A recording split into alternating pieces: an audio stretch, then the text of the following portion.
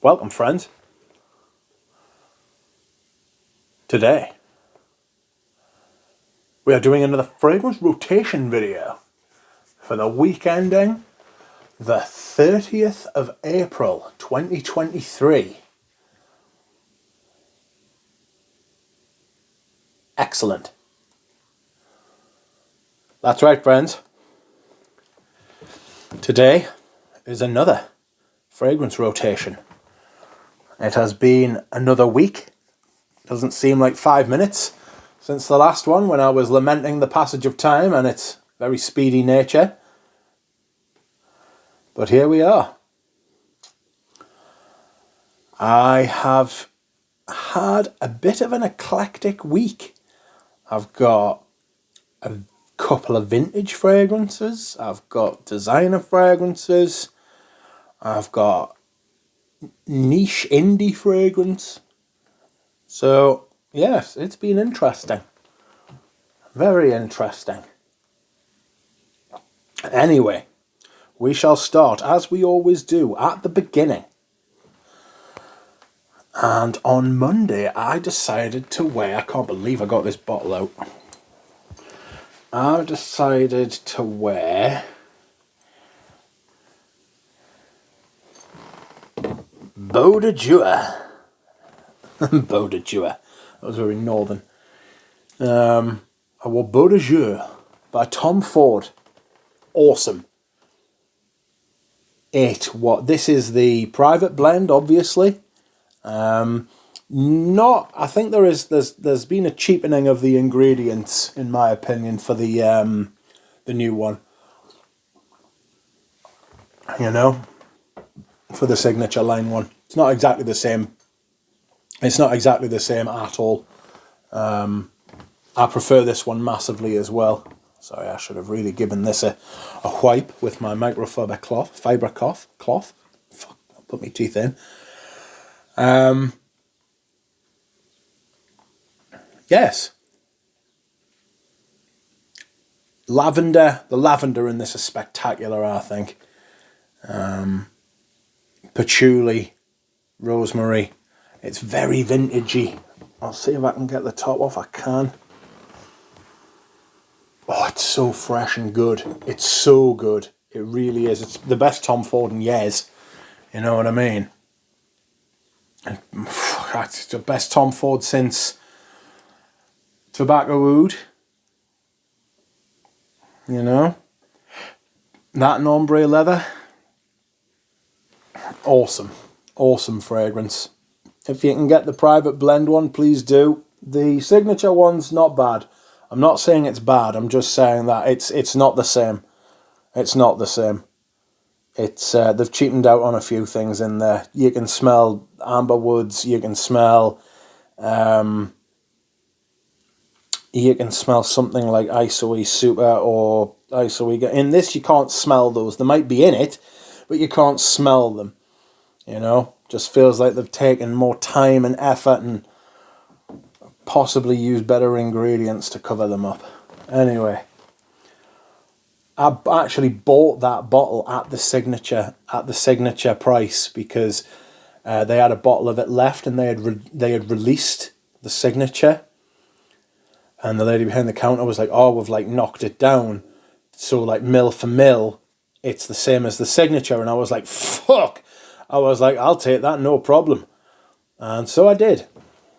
Anyway, next up we have something not altogether dissimilar, I should say. In vibe, it's vibes, you know. In vibe, it's not altogether dissimilar. This is L'Instant de Guerlain Pour Homme Eau de Parfum. This is a staple on the old channel. I absolutely love this stuff. I think you could wear this anytime, any place, anywhere. It is truly one of those fragrances that you can just wear whenever you want, however you want. It's brilliant. Dress it up, dress it down. It's chocolate, patchouli, a little bit of citrus. It's not like the Eau de Toilette where there's this gaping lemon at the top. It's soft, it's powdery. Unfortunately, the perfumer passed away far too soon. She was in her 40s, bless her. Beatrice Piguet. Fantastic. She left a magnificent legacy with this perfume. It used to be called L'Instant de Guerlain Eau Extreme. I actually prefer this, I've got to be honest. Eugene very kindly gave me a bottle of the L'Instant de Guerlain Eau Extreme, which I promptly smashed because I'm a dick. But I managed to save the juice, so when this has run out, I'll be using the Lidge. But I think I actually prefer this one. Strangely, in one of those rare things, I prefer the reformulation. Okay, Wednesday. Wednesday was it wasn't an aberration. It was a madness. Left in no doubt, I did a madness on Wednesday. Completely, absolutely uncalled for, unfucking thought out. Someone just mentioned it on Tuesday and I thought, bollocks, I'm going to wear it. Maybe they even mentioned it on Wednesday and I thought, bollocks, I'm going to wear it. And this is the rare and vintage and discontinued and fucking much fucking... What's it called when something is much heralded? Much heralded. Patou Pour Homme. Totally out of season. Once I applied it, I realised I've completely bollocksed the season.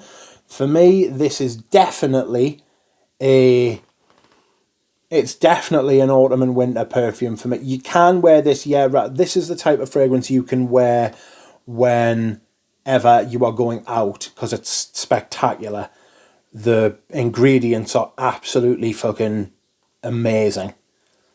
But it wasn't for... It's not for everyday use in the spring and summer, I'll say that. Some of the main accords on the back: Vetiver Bourbon, Cedra from Virginia Cedar, Mysore Sandalwood, Poivre de Malabar, not sure what that is, Sage Sclary, and Pimento. Beautiful. Absolutely gorgeous. I got the vetiver, I got a smoky vetiver. I got this leathery kind of vibe going on a little bit. Round and smooth in the base. Uplifting at the top. It is all things to all people. It is a fabulous fragrance. Whoops. I will need to spend more time with this to understand it and to break it down before I could do a review. But it is spectacular. Just not suitable. I don't know what possessed us, but there we are. Thursday, I wore a fragrance I have reviewed, and a fragrance that we know well, and it is magnificent. And this is Prada Amber Pour Homme. There's not much more I can say about this, so I'm not sure I'm going to. A fragrance made by two ladies for men.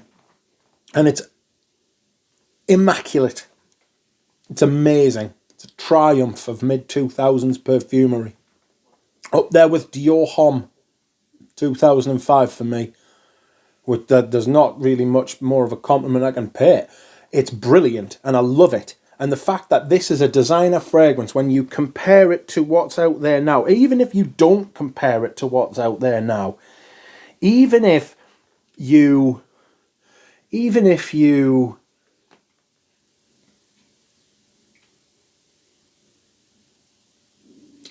take it just freestanding, this is better than most designer exclusives these days.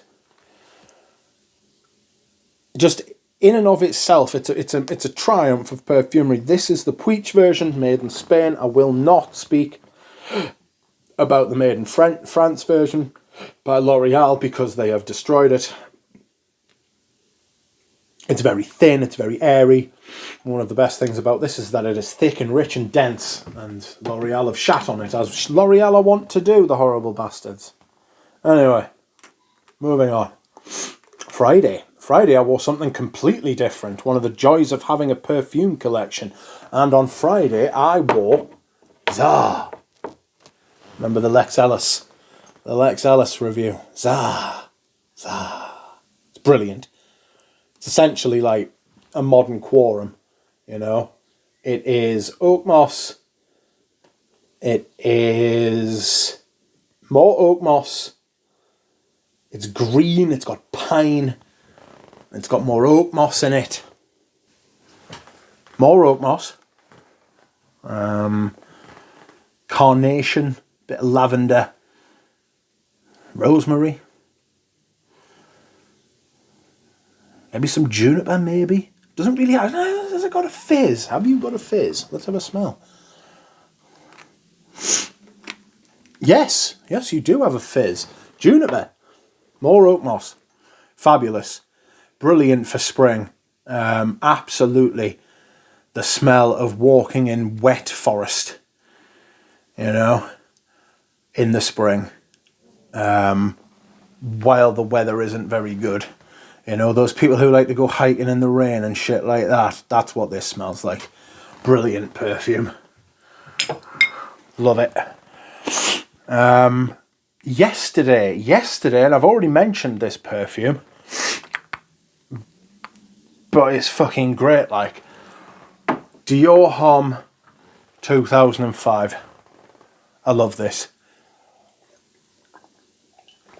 It's a bit like if you crossed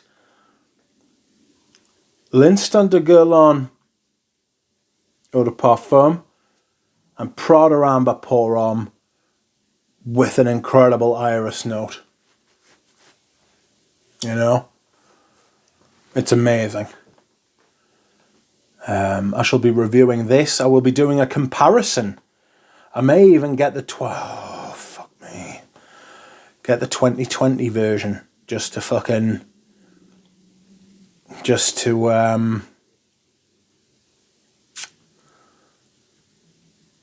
comparison. There's no point, it's not the same fragrance.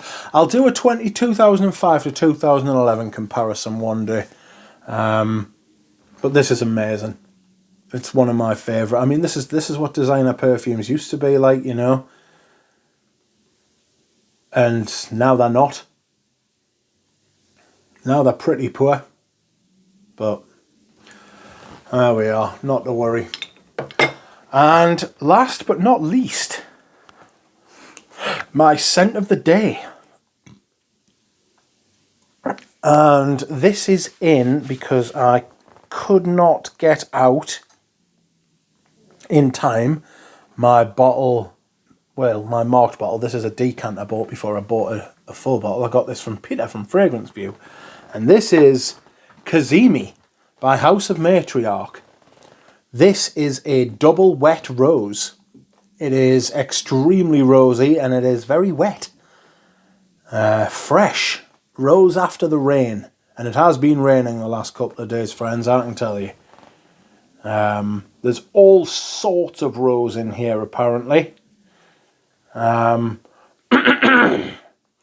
It's got some spicy kind of facets, maybe a little bit of incense as well.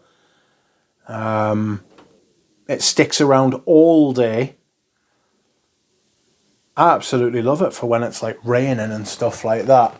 It's a beautiful fragrance, very fresh, very rosy, and excuse me whilst I hydrate once again.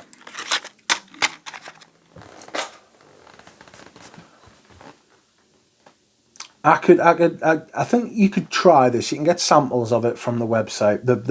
She's overpriced her fragrances massively, you know, because I think what she's trying to do is she's trying to infer that her perfumes are in a bracket, in a standard that they aren't, frankly.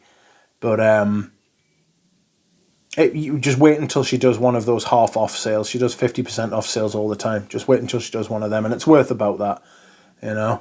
It's worth about 240 quid for 100 ml.